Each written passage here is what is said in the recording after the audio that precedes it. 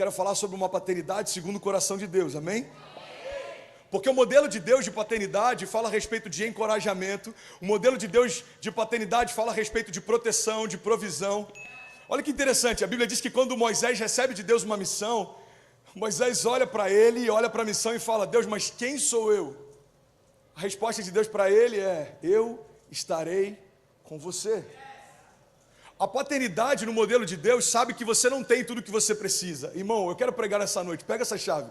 Você não tem tudo o que você precisa, mas o fato do pai estar com você já é tudo o que você precisa. Então, às vezes o filho olha para si e fala: eu não tenho o que eu preciso para chegar lá. Mas a chave não é o que você já tem, é o que o pai tem para te dar. Deus, quem sou eu para libertar o povo, para afrontar Faraó, para passar pelo mar? Deus fala para ele: filho, eu sou com você. O salmista em outro momento fala: mesmo que eu ande por um vale de sombra e morte, mal nenhum eu temerei, porque tu estás comigo. A chave da paternidade, segundo o coração de Deus, é o fato de Deus, como um bom pai, nunca deixar o seu filho desamparado. Aí talvez alguns vão dizer: pastor, mas na minha história não é bem assim que funcionou, porque no ano passado eu enfrentei a maior crise da minha história. Porque há 10 anos atrás eu enfrentei um momento difícil na minha casa, porque esse ano eu perdi a minha empresa, ou eu enfrentei um momento difícil de saúde. Irmão, olha para mim, a gente tem que entender que o fato de Deus permitir que algumas coisas aconteçam, não significa que Deus não nos proteja enquanto elas acontecem. O mesmo Deus que permite é o Deus que protege. Deus permitiu a fornalha, mas protegeu na fornalha, inclusive dançou com eles lá dentro. Deus permitiu a tempestade, mas protegeu na tempestade. Deus permitiu o gigante, mas protegeu do gigante. Deus permitiu tudo que os heróis da fé enfrentaram, mas protegeu cada um deles. Então eu tenho que entender que a paternidade de Deus não significa um Deus que me livra o tempo inteiro, mas um Deus que me protege o tempo inteiro. Você está comigo? O problema é que às vezes a gente está com uma paternidade deformada, e a gente acha que um bom pai me livra do processo. Se o teu pai te livra do processo, o teu pai está te poupando da promessa. Porque por mais que meninos possam ouvir de Deus visões de futuro, Deus só faz acontecer quando a gente se torna homem. Deus não tem problema em compartilhar visões e sonhos com meninos. Compartilhou com José quando ele era novo. Compartilhou com inúmeros heróis da fé visões e sonhos. Mas por mais que Deus não tenha problema em compartilhar com você enquanto você é menino, Ele não vai fazer enquanto você não se torna homem. A Bíblia diz que Jesus, ele crescia em sabedoria diante de Deus e do povo. João Batista crescia em sabedoria diante de Deus e do povo, até que chegou o dia em que ele se revelou para Israel. Irmão, olha para mim, Jesus cresceu em secreto antes de se revelar em público. Cadê Jesus? Cadê Jesus? Mandaram matar todos os primogênitos, queriam pará-lo antes do ministério dele começar. Cadê Jesus, irmão? Está no deserto. Cadê Jesus? Está na sinagoga. Cadê Jesus? Ele está aprendendo. Até que chega um dia que Jesus se levanta. Porque antes da gente começar a liberar em público, a gente precisa gerar em secreto. Então a paternidade, segundo o coração de Deus, ela prepara antes do envio, ela prepara antes da promessa. Por quê, irmão? Porque se Deus não nos preparar antes de receber, aquilo que Ele vai dar para a gente vai se tornar o nosso tropeço. Irmão, olha o que a Bíblia diz: não se coloca vinho novo sobre odre velha. A gente pode achar que isso é um castigo de Deus, mas isso é uma proteção de Deus. Porque o vinho novo, quando era colocado numa odre velha, a odre velha não suportava o poder do vinho novo.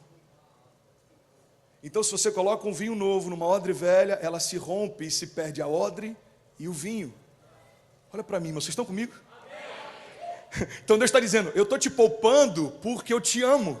Eu estou te poupando por zelo, não porque eu não quero dar, porque isso não é bom para você agora. Então, renova a tua odre e eu derramo o meu vinho.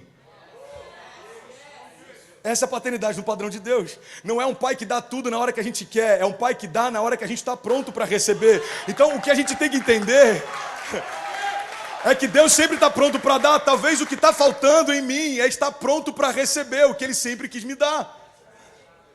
Você acha que eu não queria poder ter a oportunidade de plantar uma igreja no início da minha conversão? A pergunta é: eu estava pronto para isso?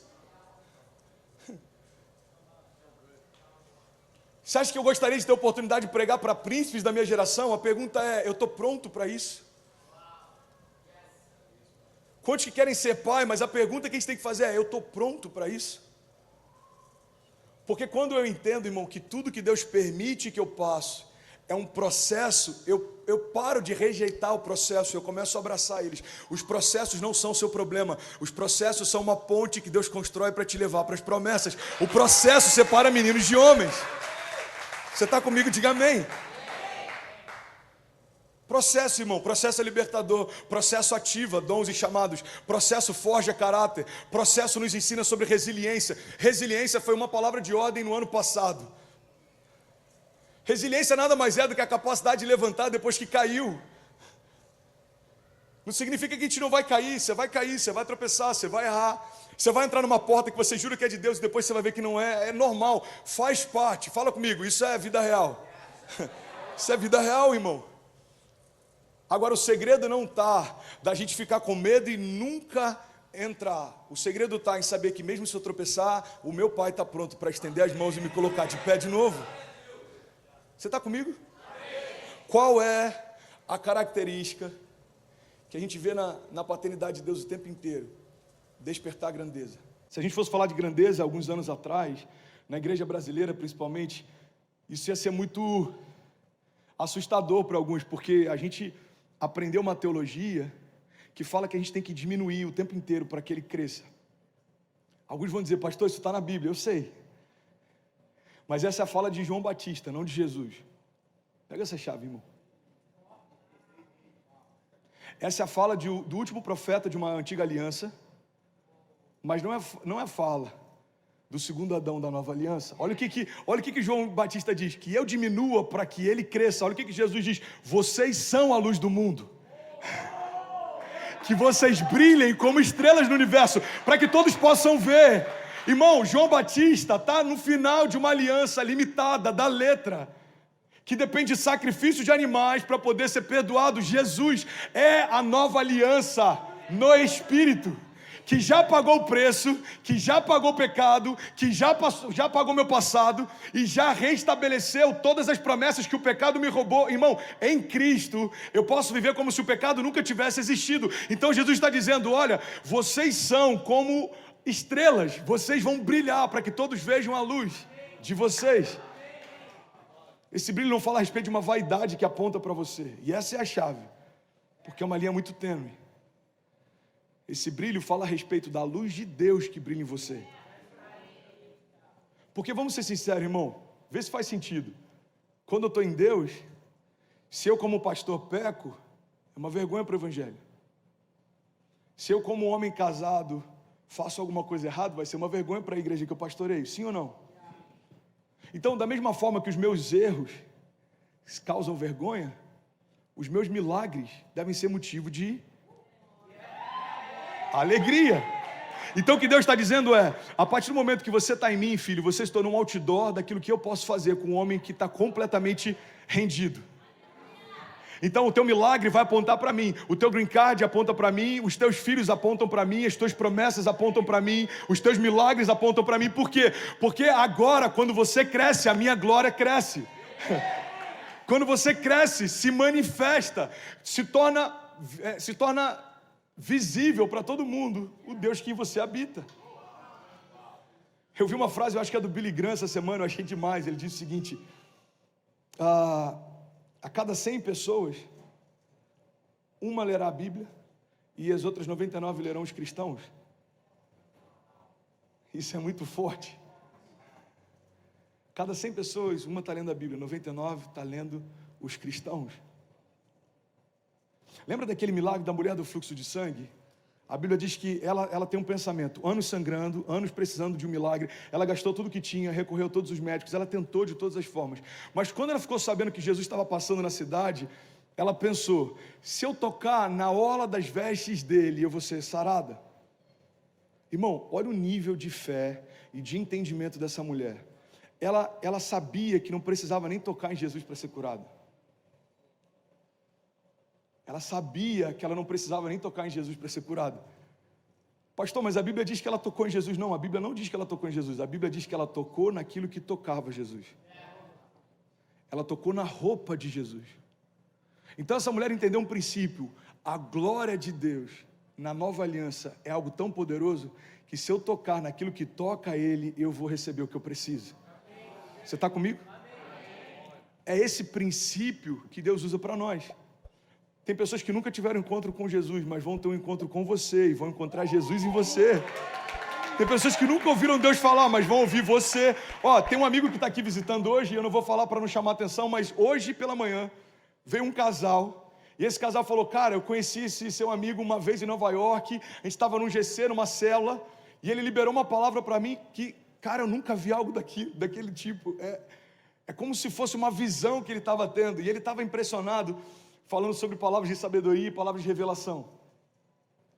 E ele falou, cara, e exatamente o que ele falou aconteceu. Você vê, alguém ouviu Jesus falar e falou para quem nunca tinha ouvido ele falar. Esse é o princípio do Evangelho. Então, por que eu estou compartilhando isso essa noite? Porque eu creio que quando você despertar para a grandeza, tudo ao teu redor vai começar a se tornar grande também. Tua família vai começar a sonhar com grandeza também. Irmão, grandeza, entende isso? Grandeza não é algo que se constrói em dias, ok? Eu lembro de uma frase do Irving McManus, alguns anos atrás, ele falou, a fama se constrói em dias, a grandeza é o trabalho de uma vida inteira. Grandeza tem a ver com você construir legado, grandeza tem a ver com você construir uma vida que vale a pena ser compartilhado. Irmão, é construir algo que vale a pena ser lembrado mesmo depois de você não estar mais aqui. Billy Graham construiu grandeza. E eu não sei por que eu estou falando dele hoje, mas pode fazer sentido para alguém, tá? Alguém está recebendo algo de Deus essa noite? Olha que interessante, quando Billy Graham morreu, no velório dele, colocaram o caixão dele e o púlpito na frente. Eu lembro como se fosse hoje, isso me impactou demais, cara. Eu estava acompanhando algumas reportagens do velório dele, e aí o filho dele foi falar. E o filho falou, o meu pai pregou até na sua morte. Ele pregava sobre o céu, escreveu sobre o céu, falava sobre o céu. Agora a mensagem dele se tornou real. Meu pai foi para o céu. Irmão, no velório de alguém que construiu uma vida grande, ele fala mesmo sem precisar falar. Você está comigo? Cara, está diferente aqui hoje, amém? Ele fala até sem precisar falar. O que é isso? É legado. Fala comigo, legado. Legado é completamente diferente de herança. Herança é algo que você dá para alguém. Herança é algo que você deixa para alguém. Legado é algo que você deixa em alguém. Então a herança você pode perder, o legado é impossível, está dentro de você. Se tornou parte de quem você é. É forte, não é, mano? Eu pastorei alguns anos, eu conheci pessoas que receberam a herança dos seus pais, mas a última coisa que eles querem é ser como seus pais eram. E aí, cara, fala da sua história. Cara, eu recebi uma herança do meu pai, mudou minha vida. Uau, que legal. E aí, como é que seu pai era e tal? Cara, meu pai, enfim, eu prefiro não falar nisso. Ou então, meu pai não foi um cara muito legal. E você percebe que o pai deixou algo para ele, mas não necessariamente deixou algo nele. Herança qualquer um que trabalha bastante pode deixar para alguém. Legado, você precisa de grandeza para compartilhar. Ninguém pode dar o que não tem. Irmão, pega essa chave. Ninguém pode dar o que não tem. Ninguém pode dar o que não tem. Então, como eu vou compartilhar grandeza com meu filho se não existe grandeza na minha história? Eu falei sobre isso, acho que semana passada, semana retrasada, sobre a responsabilidade que nós temos de gerar nos nossos filhos aquilo que Deus está gerando em nós. Porque o que a gente vê é o seguinte, principalmente na América, tem pais que vêm para cá e falam, meu filho tem 17 anos, ele não quer ir para a igreja, me ajuda a tornar meu filho apaixonado. Eu não consigo tornar o teu filho apaixonado em 6 meses, se ele, 17 anos com você, não conseguiu ver isso em você. Não transfere para mim uma responsabilidade que é sua. Então, você não quer vir, não quer se envolver, não quer participar, você não quer viver por isso. E agora, quando o seu filho está um pouco maior, você quer que ele deseje viver por algo que ele nunca viu ninguém desejando. Eu falei sobre isso 2 semanas atrás, o Lê veio falar comigo ali na sala, ele falou, cara, você acabou comigo, mano, hoje, com a pregação, porque eu lembrei da minha infância. Acabou a pregação, ele falou, eu precisei ligar para meus pais e agradecer. Eu falei, obrigado, eu sou apaixonado pela igreja hoje, porque vocês são apaixonados pela igreja. Uma palavra trouxe clareza para ele. Eu acho que talvez até aquele momento ele nem tinha se ligado que toda essa paixão que ele tem não surgiu do nada, ela foi transferida, isso se chama legado. Ele falou, mano, os meus pais andavam com a gente 45 minutos a pé para ir para a igreja. Ida, não, já está acabando, deixa eu pregar mais um pouco. Alguém me dá mais 5 minutos para pregar? Alguém me dá mais 5 minutos? Amém. Então segura um pouquinho, entra daqui a 3 minutos, só para parecer que a gente está acabando. Jesus. Eu nem consegui entrar na pregação ainda. Dá para a gente fazer uma série sobre isso. Eu tentei hoje de manhã, não consegui, estou tentando hoje à noite, não consegui. Tem alguns tópicos que a gente vai deixar para a semana que vem, quem sabe. E aí ele falou, a gente andava 45 minutos a pé para ir para a igreja e 45 minutos a pé para voltar da igreja. E aí quando meu pai conseguia carona, ele mandava eu e meu irmão na frente e ele voltava de carro. Perdão. Ele mandava eu e meu irmão de carro e ele voltava a pé. Então entende isso, uma criança está vendo paixão nos pais e ele não vai precisar fazer esforço para ser apaixonado. Por quê? Porque isso passou a ser quem ele é. Então eu creio, irmão, eu posso errar de várias formas, mas uma coisa que nunca vai faltar para minha filha é a referência de que o pai dela era apaixonado por Jesus. O vídeo dela, o que me quebrou, eu comecei a ver hoje de manhã, em casa, tomando café, eu parei, eu falei, não, deixa que eu vou terminar de ver na igreja. Uma frase dela, para mim, deu uma sensação do tipo, cara, vale a pena, a gente está indo bem. Ela falou, meu pai é um pastor grande. Olha que louco isso, eu não tinha nem ideia, irmão, e eu estava pregando sobre paternidade que desperta a grandeza. Ela falou, e ele está mudando o mundo. O que uma criança que vê no seu pai alguém que está mudando o mundo vai querer ser quando crescer? Faz sentido? Então quando o mundo tentar falar para ela, você tem que ser igual, ela vai falar, não dá, eu nasci para mudar o mundo, não para me conformar com ele. Irmão, isso é Romanos, transformai-vos, pois, pela renovação do vosso entendimento, para que então possam experimentar qual é a boa, agradável e perfeita vontade de Deus. Alguém que foi gerada por um pai que está transformando o mundo não vai querer nadar na mesma corrente que o mundo inteiro está nadando. Eu fui gerada para colocar o mundo de cabeça para cima. Eu fui gerada para fazer história. Pastor, você não acha que isso é um pouco de, sei lá, de prepotência? Não, eu acho que é um desperdício se você viver qualquer coisa longe disso. Sendo príncipe, sendo filho do Deus vivo, carregando dentro de si o mesmo poder que ressuscitou Jesus dentre os mortos, e achar que você foi gerado por Deus para pagar contas, comprar coisas e viver uma vida normal. Não, você não foi gerado por Deus para viver uma vida normal, porque uma vida normal, pessoas normais vivem. Você foi gerado por Deus para viver uma história sobrenatural, porque isso só os filhos de Deus podem. Somos pessoas ordinárias, mas servimos a um Deus extraordinário. Não dá para ser diferente disso. Por quê? Porque Deus colocou grandeza em mim. Deus decidiu habitar. Irmão, deixa eu falar uma coisa. Se existe alguma resistência no que eu estou pregando na mente de alguém aqui, ou alguém que está online, já somos 8.000 pessoas conectadas. Suécia, Austrália, Bolívia, Alemanha conectadas também. Japão, Angola, Argentina, Moçambique, Brasil, Portugal, Estados Unidos. Deixa eu te falar uma coisa. Talvez alguém ainda pode ter uma resistência do tipo, pastor, eu ainda não estou convencido de que eu preciso ter uma vida de grandeza. Então deixa eu só lembrar da matéria-prima que foi colocada em você. Mesmo que você não queira, o Deus que decidiu habitar em você, Ele é grande. É como um tesouro colocado em vaso de barro. Isso é quem nós somos. O vaso é de barro, é simples, é frágil, é limitado, mas tem um tesouro colocado dentro dele. Esses dias acharam um diamante, é o terceiro maior do mundo, se eu não me engano. Essa semana passada eu vi a matéria. E sabe o que é interessante? Se eu pegar o cofrinho da Ceci e colocar esse diamante lá dentro, não vai diminuir o valor do diamante por conta do lugar que ele foi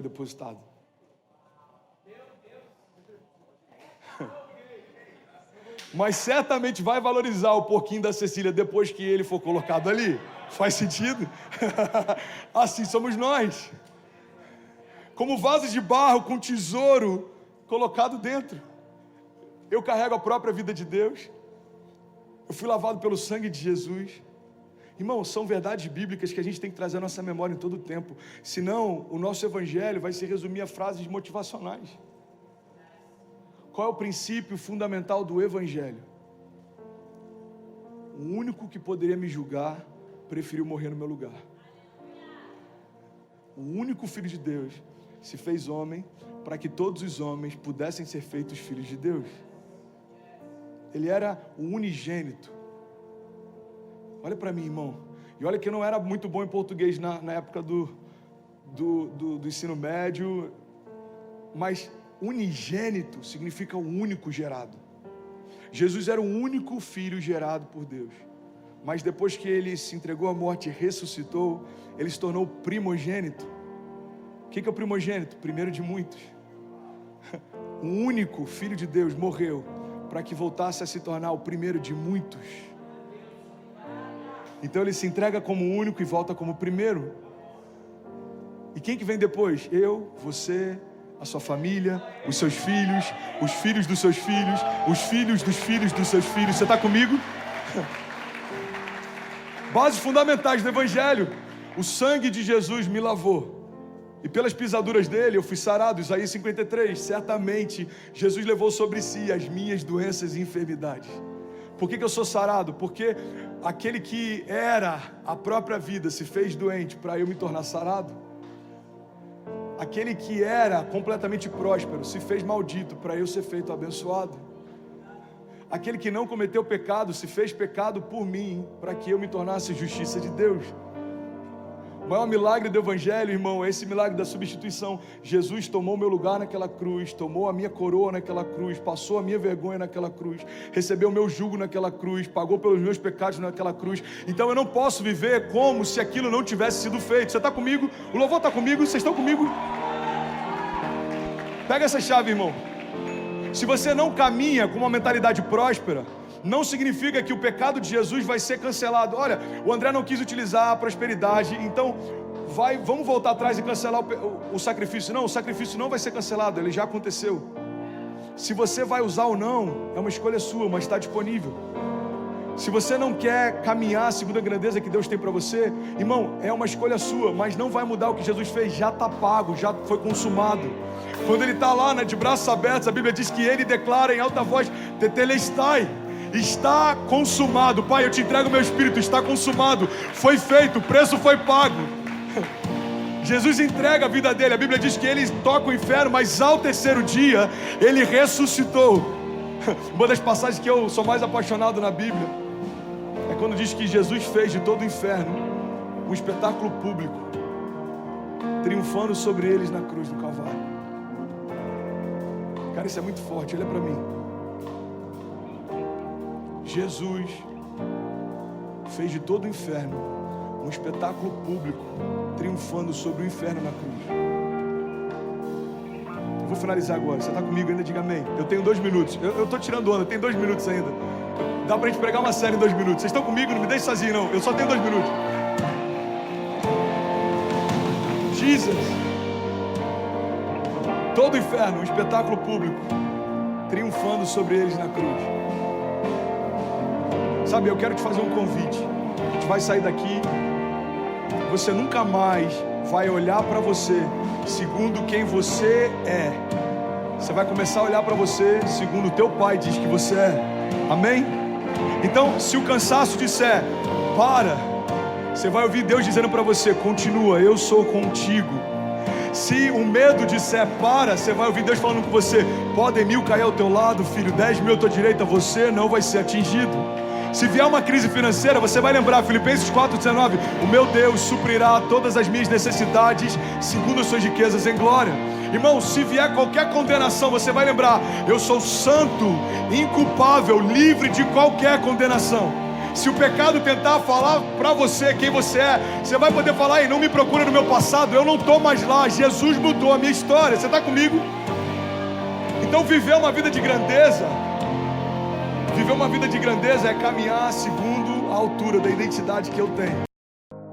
E aí, tudo bem? Você acabou agora de assistir um vídeo. Se você ainda não está inscrito, já se inscreve também no nosso canal, ativa esse sininho aqui embaixo de notificação e toda vez que eu fizer uma live ou estiver transmitindo uma mensagem ao vivo, você vai ser um dos primeiros a saber. Mas eu deixei mais 2 indicações aqui que eu espero que façam muito sentido para você. Então já aproveita e clica para assistir a próxima mensagem, beleza? Seja bem-vindo ao time de incendiários e eu espero de verdade que essas mensagens mudem a sua vida como elas têm mudado a minha também.